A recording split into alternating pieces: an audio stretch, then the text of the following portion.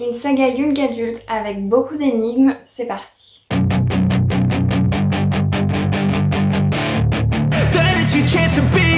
Hey kid, don't ever let them get inside your head. They'll tell you what to do in life instead of everything you know that you could get. Don't let them guide your life. Bonjour à tous, c'est Edwin, je suis très heureuse de vous retrouver aujourd'hui pour une nouvelle vidéo où je vais vous présenter la saga littéraire Young Adult Inheritance Games. Cette saga, je vais donc vous la présenter et vous donner mon avis. Il s'agit d'une saga Young Adult avec énormément d'énigmes. Le tome 1, Inheritance Games, elle ne possède rien, ils ont tout, que les jeux commencent.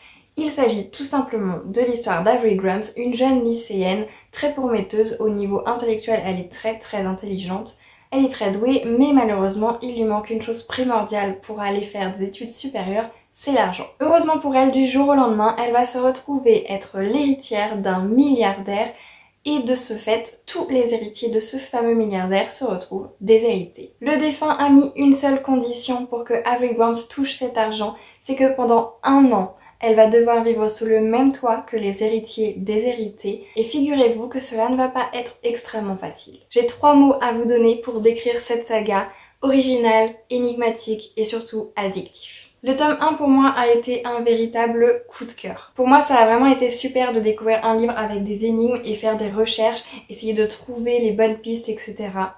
Par contre attention, dans ce livre et globalement dans cette saga il y a un triangle amoureux. Si vous n'aimez pas ça, je ne vous conseille pas cette saga. D'autant plus qu'ici on est dans un young adult avec un personnage qui est un peu lourde parfois vis-à-vis de ce triangle amoureux, on va pas se mentir. C'était donc pour moi un très bon premier tome avec de super personnages. J'ai adoré la famille Hawthorne, j'ai adoré le défunt milliardaire qui est toujours présent malgré son décès. J'ai trouvé ça également super d'avoir une protagoniste jeune, forte, une femme et qui a la tête sur les épaules. La famille Hawthorne en général pour moi a été super intéressante et vraiment très intrigante. Sans parler du manoir de la famille qui vraiment vend du rêve, je crois que le truc il fait la taille de Paris et surtout moi aussi je vais avoir une salle de bowling chez moi, d'accord? Ce manoir il vend énormément de rêves. Rien que pour ça, lisez cette saga, surtout dans les... pas trop dans le premier tome, mais dans les tomes suivants, on va beaucoup retrouver le manoir avec toutes ces portes dérobées à droite à gauche,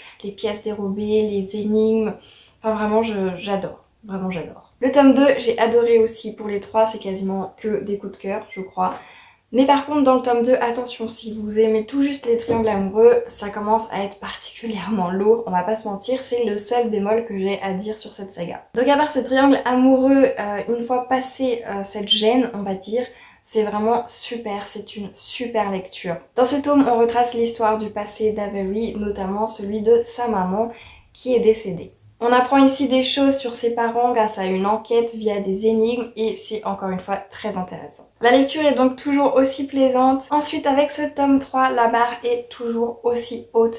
Les énigmes ici foisonnent et on déambule toujours énormément, surtout dans ce tome-là, dans le manoir. Et ça c'est vraiment un pur régal. Sans parler de la fin de ce livre et donc de cette saga puisque c'est une trilogie, j'ai adoré cette fin et vraiment pour moi elle est digne des personnages. Elle est absolument parfaite, je n'aurais pas voulu je pense une autre fin. D'autant plus que la fin en elle-même je trouve est très originale, j'aurais pas deviné cette fin. Mais elle est digne des personnages donc j'adore. Pour parler de la saga en général, il s'agit vraiment d'une saga originale qui est énigmatique puisqu'il y a le but quand même c'est les énigmes. L'écriture, le style d'écriture est très simple, agréable et fluide. Vous allez adorer les personnages et encore une fois si vous n'aimez pas les triangles amoureux, je ne vous conseille pas cette lecture.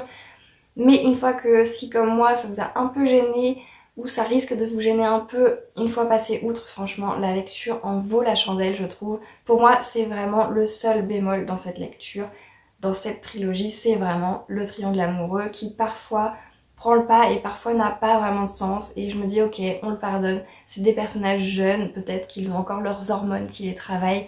donc on passe outre. Cette saga, vraiment, je vous la conseille, c'est une pépite à découvrir, les personnages sont absolument géniaux. On a des énigmes originales, des mystères très bien conçus, un manoir plus grand que Paris et avec une bibliothèque, voire plusieurs bibliothèques dignes de celle de Belle. J'ai adoré, je recommande et j'en redemande. Heureusement pour moi et peut-être pour vous, un hors-série sur les 4 frères Hawthorne est prévu prochainement aux États-Unis. Si cette sortie vous intéresse particulièrement, sachez qu'elle paraîtra en août 2023. Voilà, c'était ma présentation et mon avis sur la trilogie Inheritance Games avec Avery Grams et la famille Hawthorne.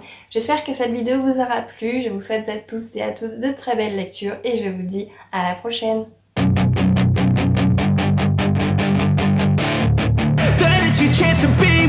Hey kid, don't ever let them get